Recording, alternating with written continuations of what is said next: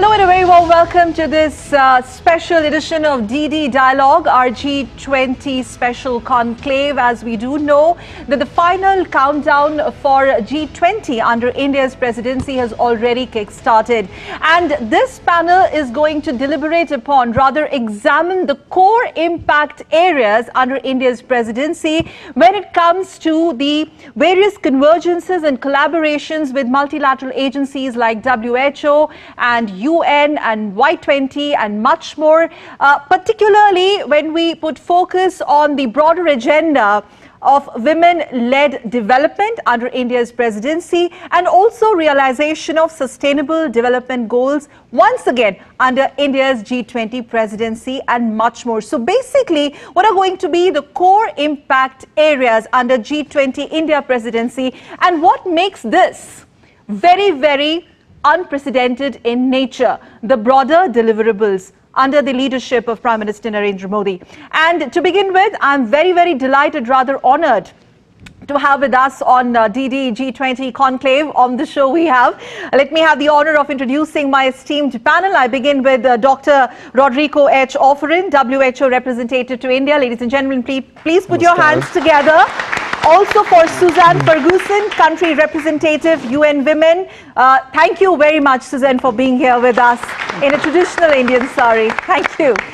Such an honor to have with us Ambassador Meera Shankar, former India's envoy to United States of America, very seasoned and senior diplomat joining us on the show. Thank you very much, ma'am, for taking out time. And very, very delighted to have Dr. Aditi Narayani Paswan. She is the track chair of Y20 and she has represented India at various international forums, not only in context of G20, but when it comes to women rights and girl rights. Thank you so much. I'm going to quickly start with Susan, with you. I think by now you must have also lost the count of the amount of G20 Empower meetings you must have attended so far in the last 1 year, especially the Empower 20 meetings. Susan, just to break it and simplify this for the women, especially who are watching this, what makes this unprecedented in terms of bringing women on the decision-making table finally in the context of G20? Not really spilling the beans, but are we going to see at the end of this G20 something substantial when we talk about the larger context of women-led development? And not only that, but women making or taking crucial decisions when it comes to groupings like G20, etc. Thank you very much, Sakal, and for having me on your show today as well. Well, I think that what is really unique about the Indian presidency is the focus on women-led development. And I think this is really the first time any G20 presidency has emphasized the importance of women's leadership and women from the grassroots upwards. So here we're not just talking about those who are, the kind of leaders in Parliament, but also the leadership that everyone of the women in the country can exercise from grassroots level upwards.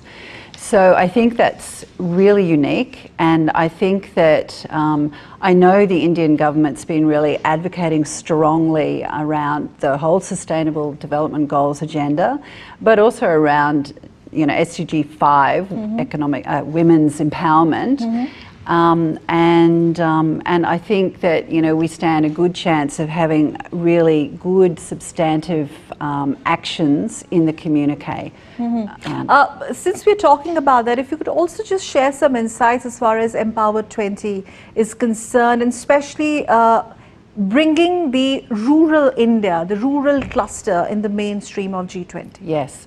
So Empower has had a big focus on women's economic empowerment, and especially looking at the whole digital world, and again looking at rural women and their use of digital technology to be able to run their own businesses and in a viable fashion.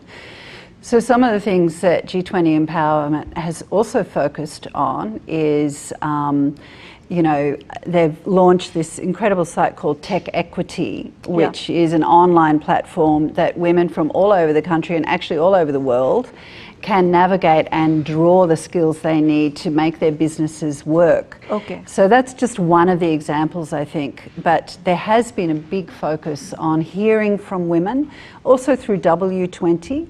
And, you know, getting a range of, you know, hundreds of women actually have been involved in the conversations about... How has been the response?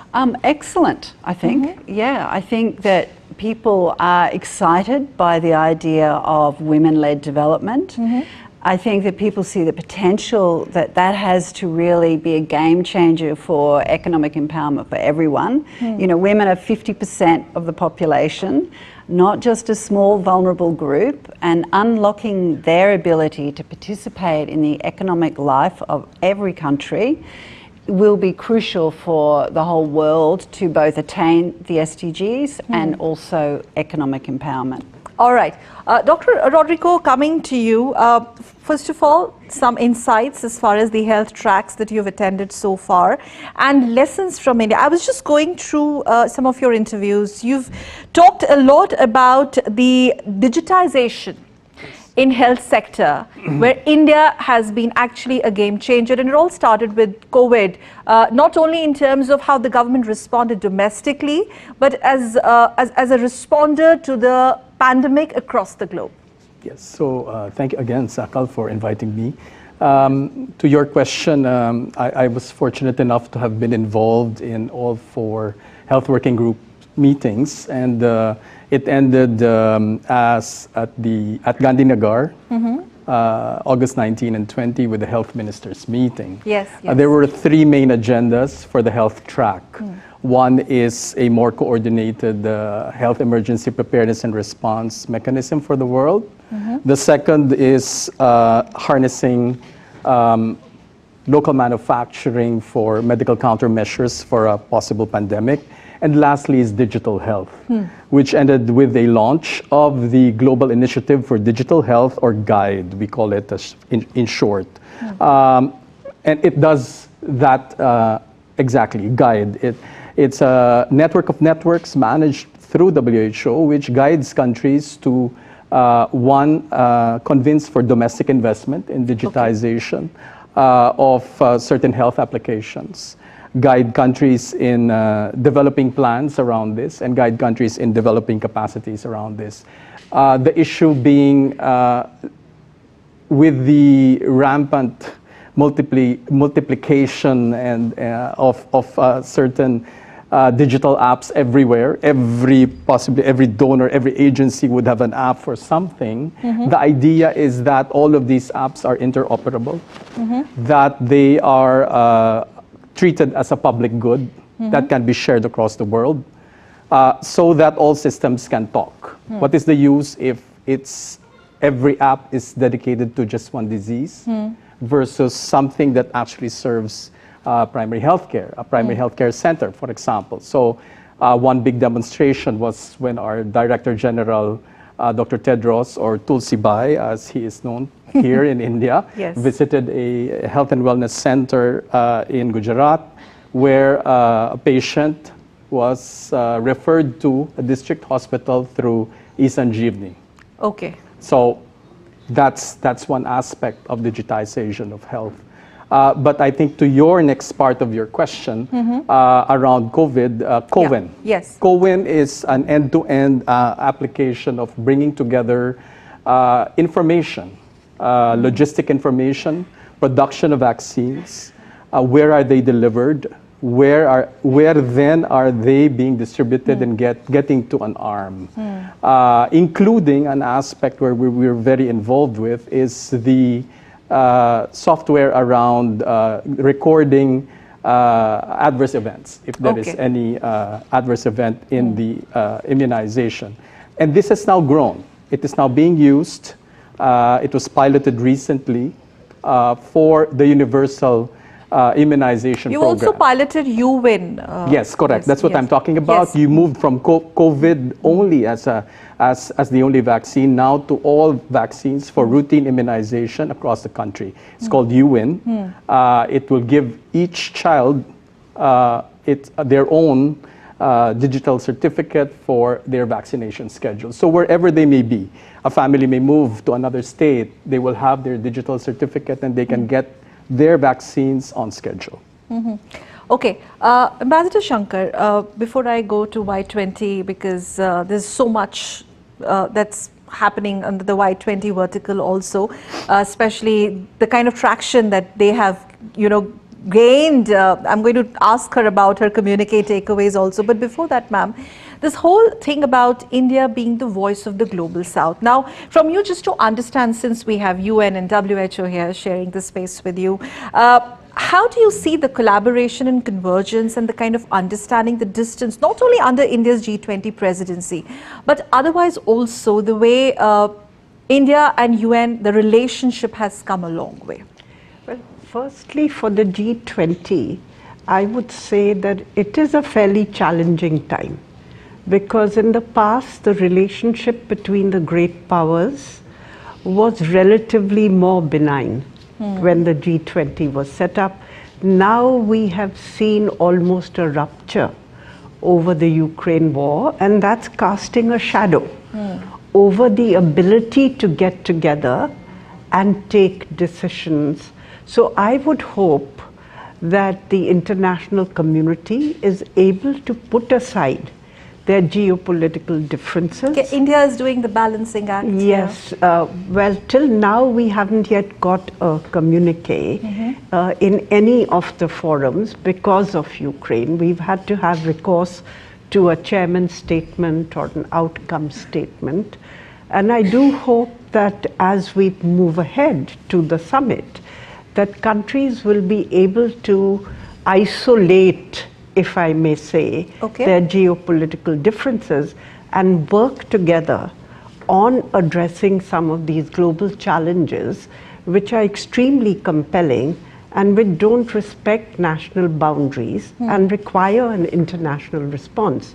Now, the focus areas that India has chosen for the G20 are basically representative of the concerns of the developing countries. Yes. And we are hoping to shape an agenda around that so that irrespective of the outcome of the G20, there is an agenda going forward which we leave a mark on. Because after this you have the Brazilian presidency. Yes. Before us we've had Indonesia, yes. 3 developing countries in a row. And hopefully we will be able to push some of these issues onto the global agenda. Now, these include accelerating and stabilizing global economic growth. For the developing countries, it's been a bad time because you had the financial crisis, then you had COVID, then you've had the increase in interest rates, which have left many of them highly indebted. So that's an issue which needs to be tackled. And climate crisis. Yes. Then of course, accelerating the Sustainable Development Goals because of the kind of economic crisis that the developing countries are facing. They are falling behind on their targets for the Sustainable Development Goals. Right. So they are interlinked, if I may say so. And then the climate crisis, including finance for a just renewable energy transition or transition to other forms of non-carbon energy.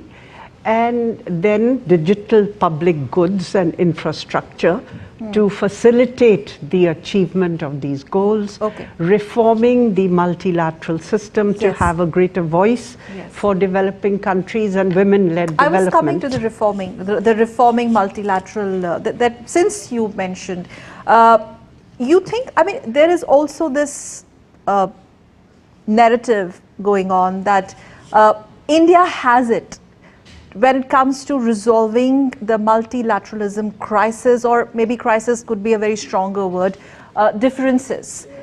When we look around, it's a deeply divided world, Ukraine-Russia conflict and the aftermath of it. And countries do look up to India whether we are talking about global south or global north, irrespective of that, that this is one country which can actually walk the tightrope and do the balancing act. As an ambassador, how do you see this? Well, I think it will require a consensus amongst a very large number of countries, both developed and developing, to be able to actually move ahead on this agenda.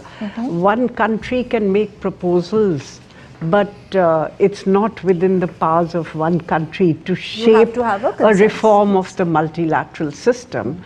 We've put some interesting ideas on the table. First of all, to have greater representation of the voice of the South in multilateral institutions. Secondly, to look at recapitalizing some of these international institutions, such as the World Bank or the concessional funding through IDB or IDA. And these are actually very important, because going forward, the kind of requirements of finance that will be there, both to accelerate the sustainable development goals and to move ahead towards a carbon-free future. I think that kind of magnitude is nowhere near being achieved right now, either through bilateral aid or even through multilateral funding. So there is a report prepared by N.K. Singh and Larry Summers, which the government of India has put forward, which is talking about how to recapitalize the banks.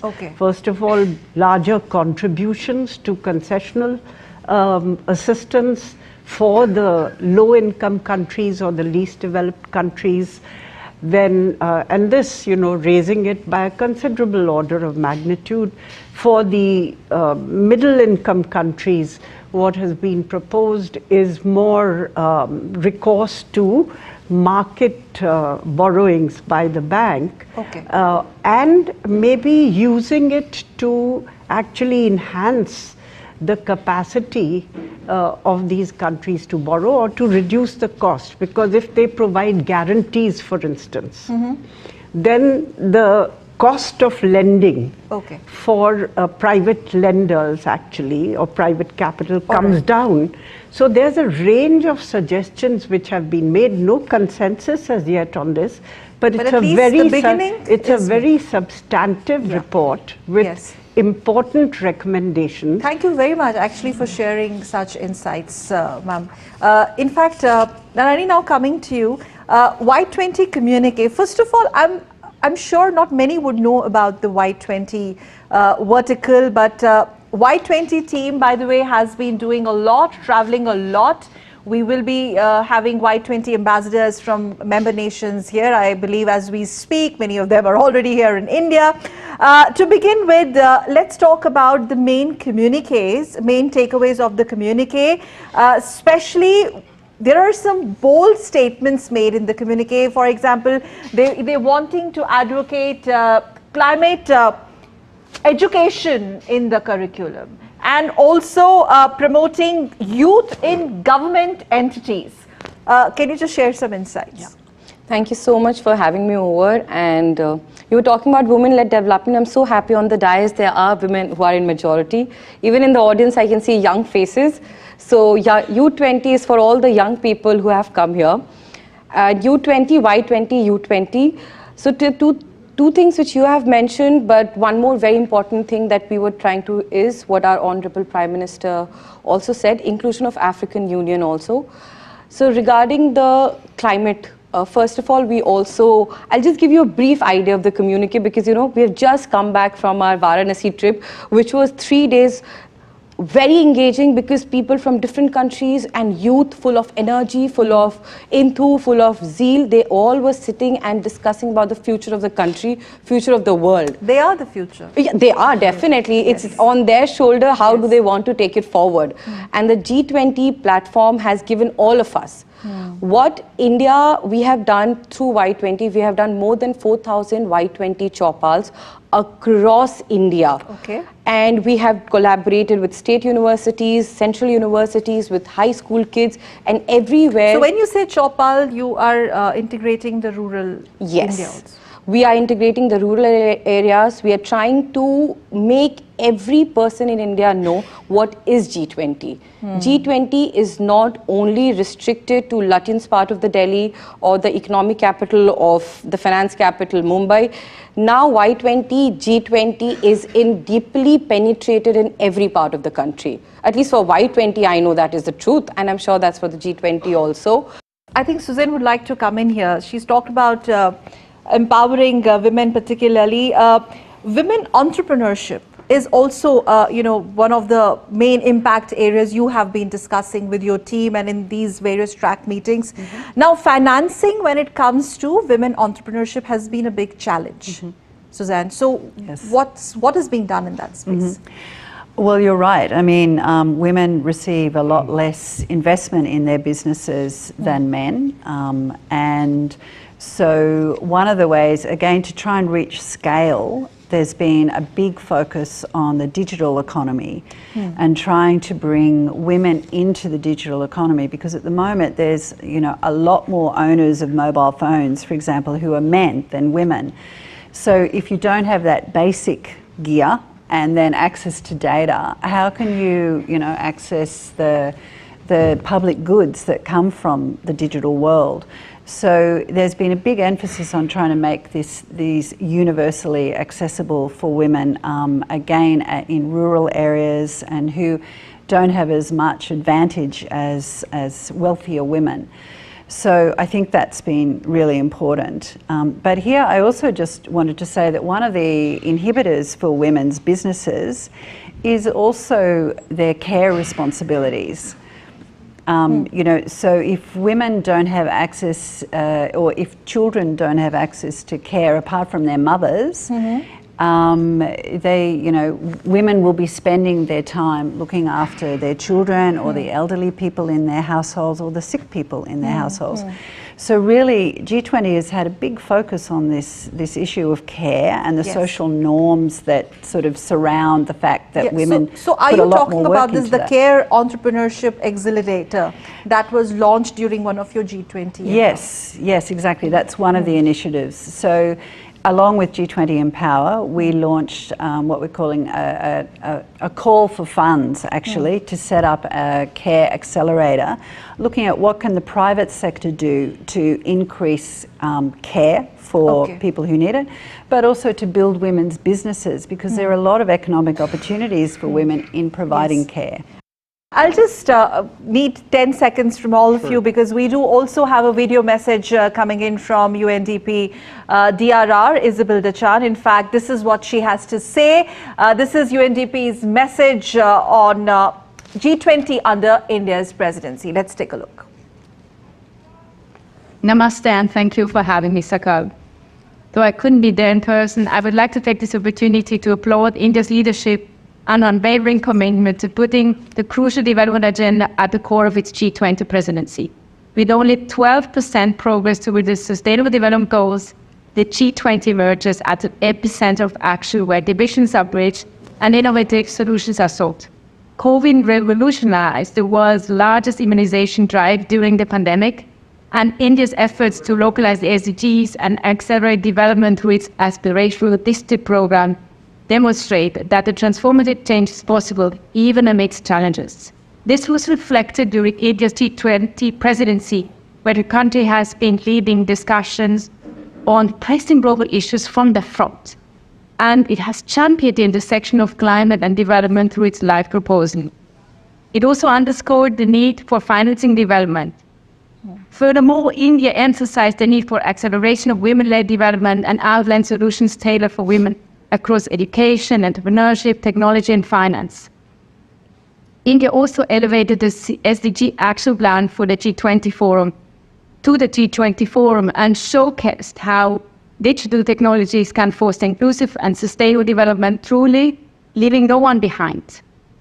The thematic areas that were prioritized and the solutions showcased during the presidency, and I think that's an excellent, very strong point of India's presidency, really resonate with nations across the world. And I've experienced that myself, having served in other countries before during this year. United Nations Development Programme is proud to support India's G20 presidency in the areas of climate action, disaster risk resilience, digital technologies, and finance, among many others. From all of us at UNDP, congratulations, India, on your G20 presidency. I thank you. Well, that was Isabel, DRR, UNDP. Her message, UNDP also has lots of expectations under India's presidency in G20. I'm really running short of time. I'll have to take closing remarks. We start with WHO. Very quickly, Dr. Rodrigo Offerin. Quick impact areas in the health space, what is expected?